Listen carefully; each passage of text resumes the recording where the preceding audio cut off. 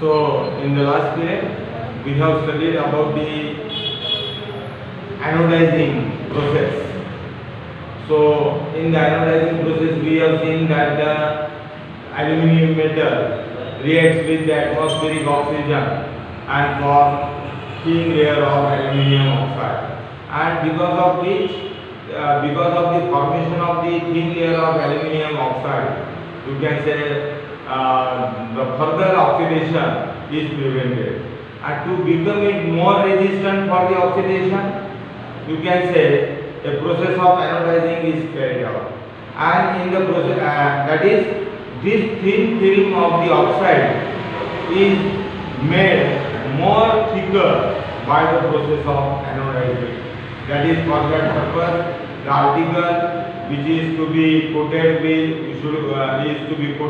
aluminum oxide is used as an anode, and the electrolysis is carried out in the solution of dilute sulfuric acid. Now, during the electrolysis of the dilute sulfuric acid, oxygen gas is liberated at anode, and this oxygen gas reacts with the aluminum to form a thicker layer of aluminum oxide, and therefore it becomes more resistant to the further oxidation.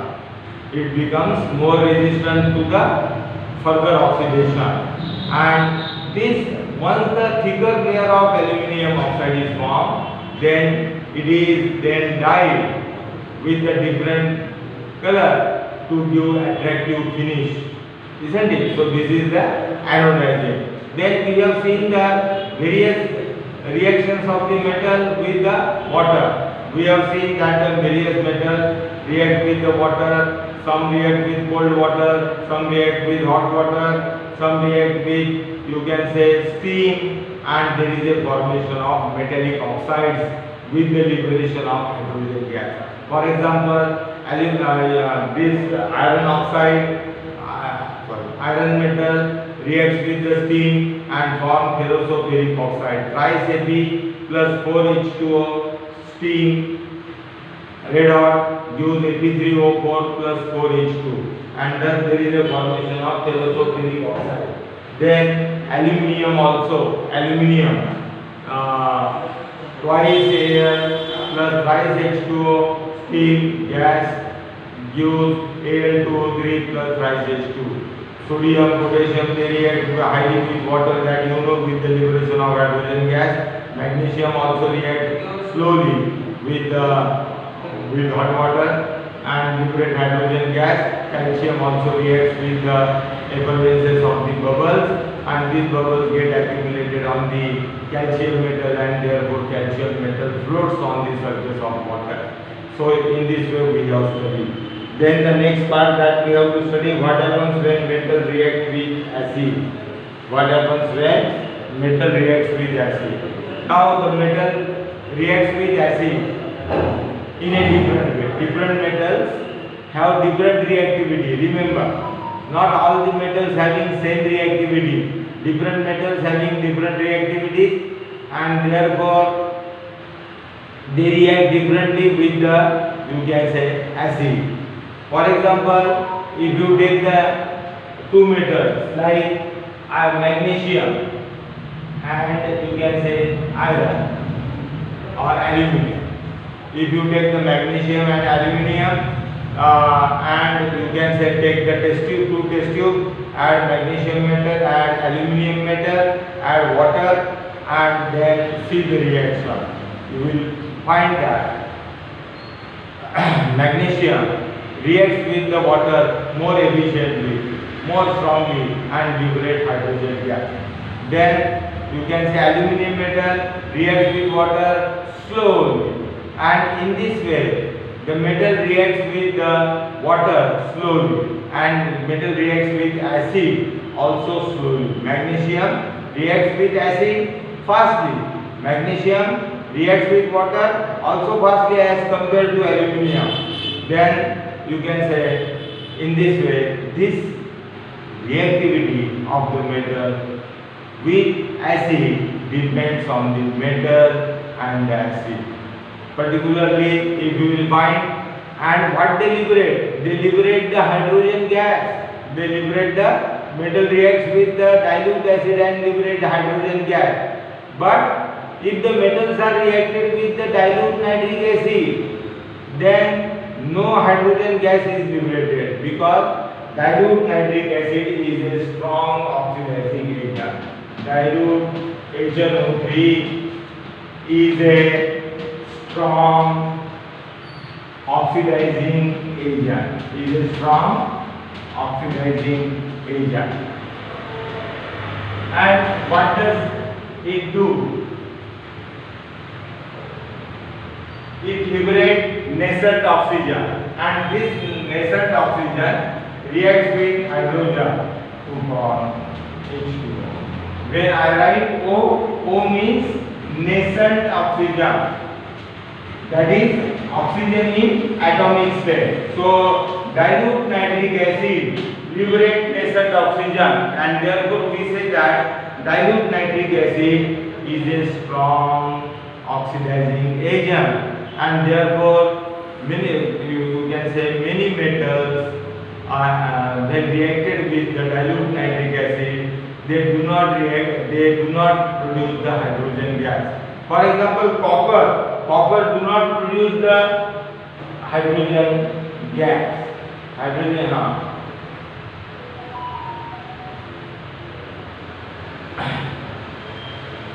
So I would like to tell you that dilute nitric acid is a strong oxidizing agent. It is more stronger oxidizing agent than concentrated nitric acid. Remember, if you feel that concentrated nitric acid is more stronger than the dilute nitric acid, it will be wrong. Dilute nitric acid liberates nascent oxygen, and as it liberates nascent oxygen, the hydrogen gas which is produced, you can say, get converted into water. But you can say manganese and magnesium and manganese. So for example, magnesium, they liberate the hydrogen gas with dilute nitric acid. They liberate the hydrogen gas with dilute nitric acid. They liberate the hydrogen gas with dilute nitric acid. Then Mn means manganese. This is magnesium. Mn, manganese. Twice HNO3 gives Mn NO3 by 2. Mn NO3 by 2 plus H2. So magnesium and manganese, they react with dilute nitric acid and they liberate hydrogen gas. But other metals, you can say, when react with the dilute nitric acid, instead of liberation of hydrogen gas, they produces water molecule, and you can say they produces N2O, NO, NO2, etc. And these are also oxidized. These are also NO means nitric oxide, N2O nitrous oxide, NO2 nitrogen dioxide. NO2 means nitrogen dioxide, NO means nitric oxide, and N2O means nitrous oxide. This nitrous oxide is called laughing gas. Nitric oxide is very helpful to our body because it dilates the arteries of our body and prevents the heart attack. Remember. So this is the most important point that here you can remember. NO means nitrous, NO means nitric oxide, N2O means nitrous oxide, laughing gas, and NO2 means nitrogen dioxide. Then, so this is all about the reaction of the metals with dilute acid.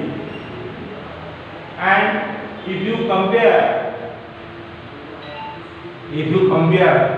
the reaction of magnesium, aluminium, then zinc and Ap, you will find that the reaction of magnesium is very faster than aluminium. Then aluminium having more faster than zinc, and zinc having more faster reaction. So magnesium is more reactive, highly reactive than aluminium. Aluminium is more reactive than zinc, which is more reactive than Ag. So order of reactivity of this metal with the dilute acid is like this. So remember, and this also depends on the structure of the metal, electrons present in the outermost shell of the metal, and in this way we are studying the reactivity of the metals with the acid. Then the next part that we have to study is the about royal water. So royal water,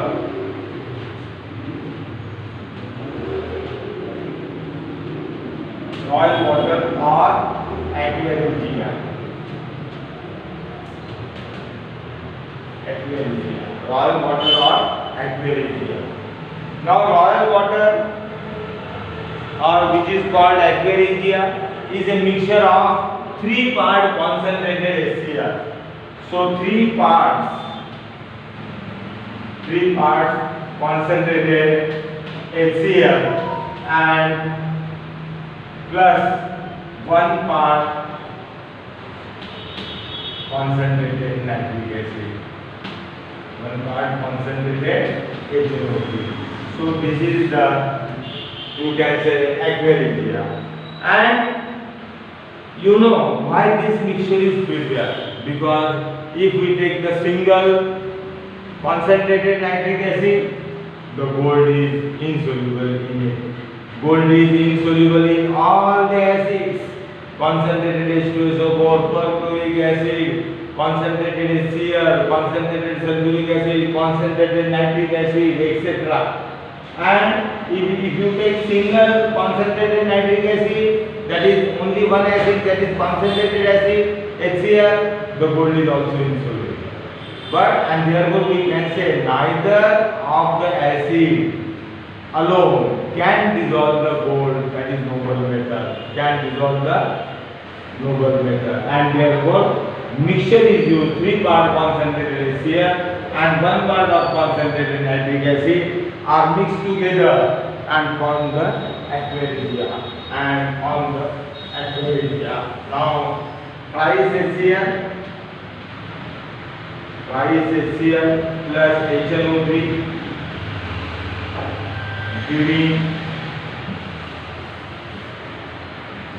giving H2O plus NOCl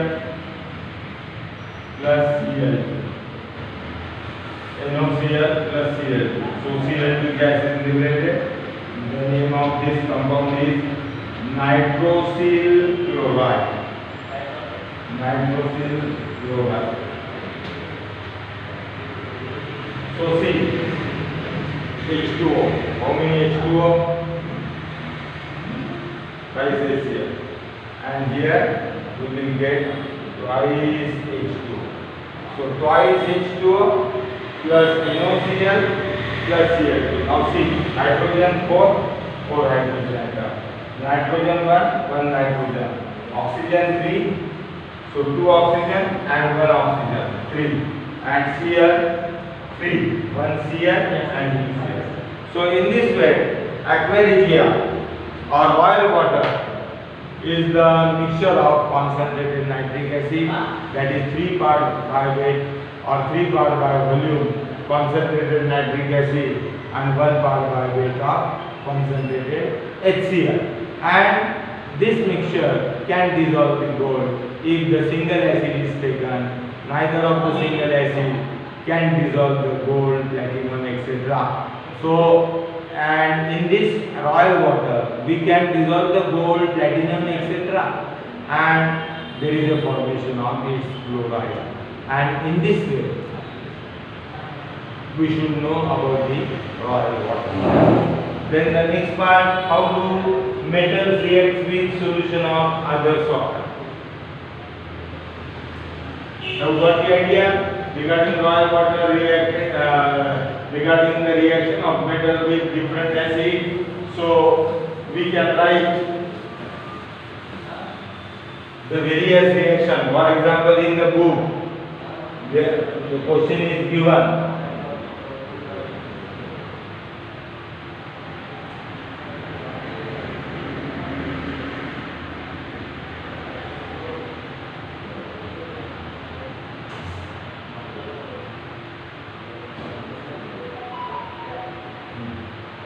And about copper, I have told you that copper does not react with the HCl.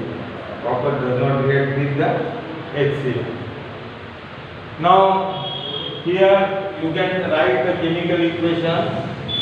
For example, Mg plus twice HCl giving MgCl2 plus H2.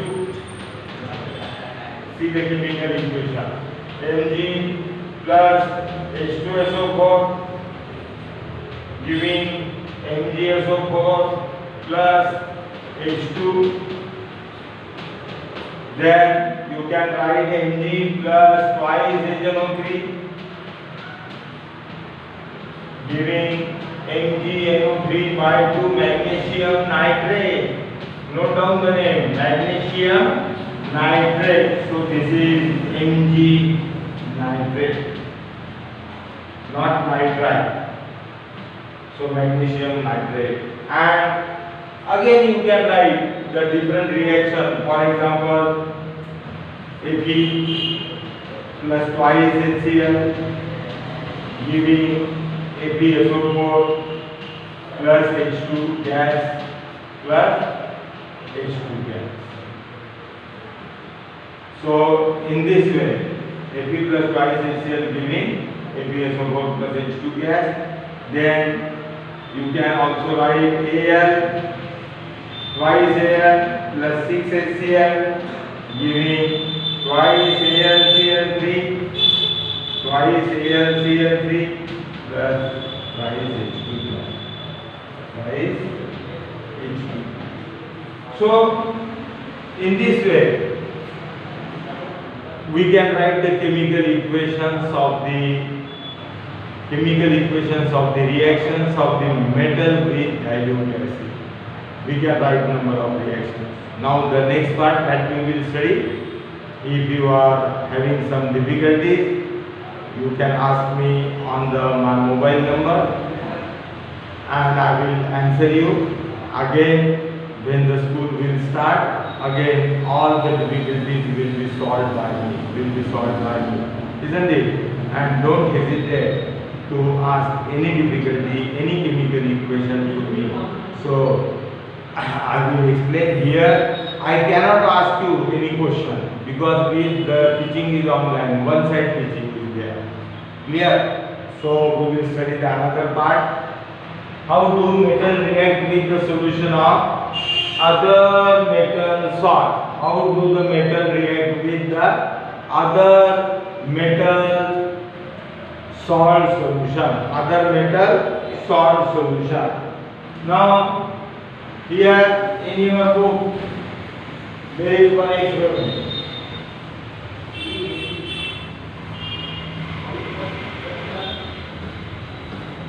There is one experiment. Take 2 test tubes. In one test tube take copper sulfate CuSO4 and in another test tube take HCl. And take 2 pass minute and in another test tube take FeSO4. In test tube A, for example, this is test tube A, we are adding a clean metal of iron pieces. We are adding iron metal, which is clean. So take the 2 metals, iron and copper, and rub it with the sandpaper. And after rubbing the sandpaper, you will find that metal become clean as we are like we are removing the oxide layer which is form of the metal, and here add copper metal. So in the APSO4 solution we are adding copper metal. In the test, this is test tube B, and in the copper sulfate solution we are adding the iron metal. And just wait for 10 minutes. You will find that here the iron metal displaces the copper from copper sulfate solution, because this is the other metal salt solution, and as the iron when added in the copper sulfate solution, CuSO4 solution, and this is FeSO4 solution. So iron metal on adding into the copper sulfate solution, the copper from copper sulfate solution gets slowly displaced. But here there is no reaction. No reaction. Why? Because Fe is more reactive than copper. Therefore, copper cannot displace the Fe from FeSO4 solution. And as we have studied in the 8th standard also, a more reactive metal displaces the less reactive metal, and less reactive metal cannot displace the more reactive metal. And in this way, we will study the reactivity of the various metal, and that is activity series in the next video.